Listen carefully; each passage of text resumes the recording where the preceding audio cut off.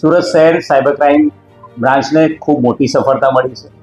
તારીખ 13 જુલાઈ 2026ના રોજ સાંજે 6:13:19 ડિસ્ટ્રિક્ટ કોર્ટના ઓફિશિયલ ઈમેલ આઈડી ઉપર એક ઈમેલ આવેલો હતો, જે ઈમેલમાં 100 શબ્દોમાં કોર્ટમાં 5000 કિલો આરડીએક્સ બોમ્બ, કોર્ટમાં 5000 કેજી આરડીએક્સ બોમ્બ એવો ઈમેલ મળ્યો હતો.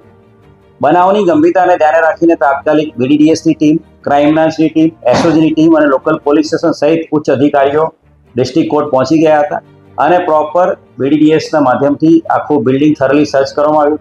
સાથે સાથે સાયબર ક્રાઇમના ડીસીપી એમની ચુનિંદા અધિકારીની ટીમ પણ ત્યાં પહોંચી હતી અને ઈમેલ બાબતે તમામ ડિટેલ્સ જે ડિસ્ટ્રિક્ટ કોર્ટના જે ઈમેલ આઈડી પર જે ઈમેલ આવ્યો હતો એની તમામ ડિટેલ્સ મેળવવામાં આવી હતી. અને એ બાદ સાયબર ક્રાઇમના DCP Vishakha Jain, police inspector KP Gameti અને અમારી આખી ટીમ, સાયબર ક્રાઇમની ટીમ આ જે ઈમેલ આવેલો હતો એનું ટેકનિકલ એનાલિસિસમાં લાગેલી હતી અને સાથે સાથે બનાવ અનુસંધાને એક એફઆઈઆર સાયબર ક્રાઇમ પોલીસ સ્ટેશનની અંદર ભારતીય ન્યાય સંહિતાની કલમ 351 અને 353 સાથે સાથે સાયબર ટેરરિઝમની આઈટી એક્ટની કલમ 66F મુજબ ગુનો દાખલ કરવામાં આવ્યો હતો. અને એની અંદર આ ટેકનિકલ એનાલિસિસ અને સાથે સાથે જે ટેકનિકલ એનાલિસિસના અંતે પોલીસે જે થરલી હ્યુમન ઇન્ટેલિજન્સ અને વોચમાં રહીને સાયબર ક્રાઇમની ટીમે એક આરોપી, આ બોમ્બ થ્રેટનો ઈમેલ કરનાર આરોપી રમણ રામબાબુ સતન મિશ્રા એને પકડવામાં સફળતા મળી છે. રમણ રામબાબુ સતન મિશ્રા છેલ્લા 10 વર્ષથી સુરતમાં રહે છે. એ મુખ્ય બિહારનો વતની છે, બિહારના દરભંગા જિલ્લાનો વતની છે. રમણ છે એ મેરિડ છે, એની પત્ની અને એની 2 બાળકો એની સાથે છે. એ એના મોટા ભાઈ સાથે અહીંયા છેલ્લા 10 વર્ષથી રહે છે ને હીરાના અલગ અલગ પ્લેસીસ ઉપર હીરાના કારખાનાઓમાં મજૂરી કામ કરે છે. છેલ્લા 3 મહિનાથી એની પત્ની એની સાથે અહીંયા રહેવા આવી હતી 2 બાળકો સાથે બિહારથી, અને ત્યારથી ઘણા લાંબા સમયથી એ નોકરીએ હીરાના કામમાં મજૂરી કામ પર જતો નહોતો અને ઘરે બેસીને મોબાઈલ મારફતે એ યુટ્યુબ અને ઇન્સ્ટાગ્રામ પર રીલ્સ જોતો હતો. યુટ્યુબ ઉપર જે ફ્રી વિડીયોઝ, ખાનસર જે એજ્યુકેશન ઇન્સ્ટિટ્યૂટ છે એના જે ફ્રી વિડીયોઝ છે એ વિડીયો મારફતે ઈમેલ, એ બધા ક્લાસીસ છે, એના જે લેક્ચર્સ છે એ બધા જોતો હતો, જેના આધારે ઈમેલ યુઝ કરવાનું, સાથે સાથે આર્ટિફિશિયલ ઇન્ટેલિજન્સ પ્લેટફોર્મ કઈ રીતે યુઝ કરવું એ બધું જોતો હતો. અને ઇન્સ્ટાગ્રામની રીલો ઉપર જે અલગ અલગ જગ્યા ઉપર જે બોમ્બ થ્રેટના ઈમેલ્સ છે, અલગ અલગ જગ્યા પર ગુજરાત રાજ્યમાં અને અન્ય રાજ્યોમાં જે આવેલા છે એની ઇન્સ્ટાગ્રામ રીલ્સ જોતો હતો.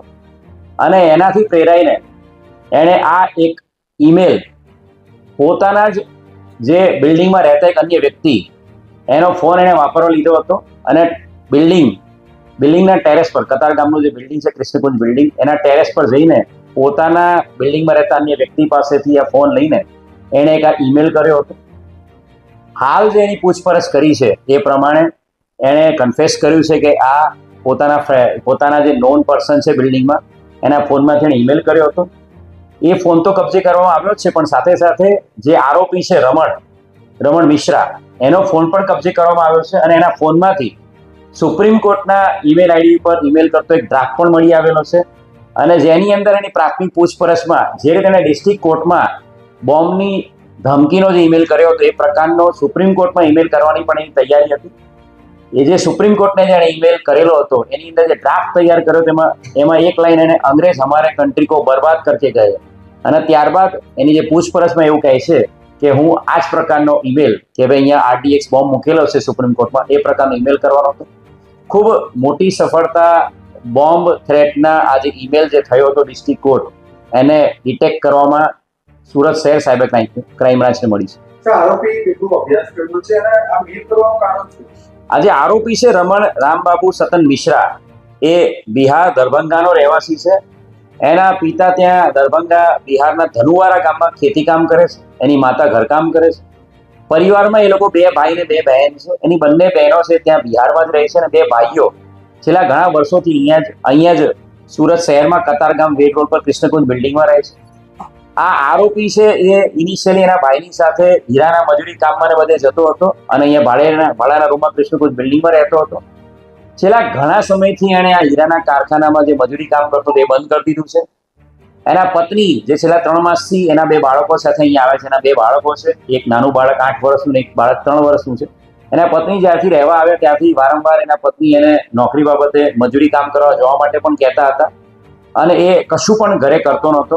બિલ્ડિંગમાં રહેલા અલગ અલગ લોકો પાસેથી ઇન્ટરનેટ માટે હોટસ્પોટ માંગતો હતો અને હોટસ્પોટનો ઉપયોગ કરીને સતત સોશિયલ મીડિયા ઉપર, યુટ્યુબ ઉપર અને ઇન્સ્ટાગ્રામ ઉપર રીલ્સ અને વિડીયો જોયા કરતો હતો.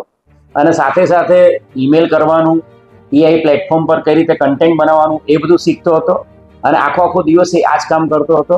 અને ઇન્સ્ટાગ્રામ ઉપર જે અલગ અલગ રીલો, જે બોમ્બ થ્રેટના ન્યૂઝ અનુસંધાને જે આવેલી હોય, એનાથી પ્રેરાઈને એ પોતે પણ આ ઈમેલ કરવા માટે પ્રેરાયેલો હતો અને એણે આ ઈમેલ કર્યો.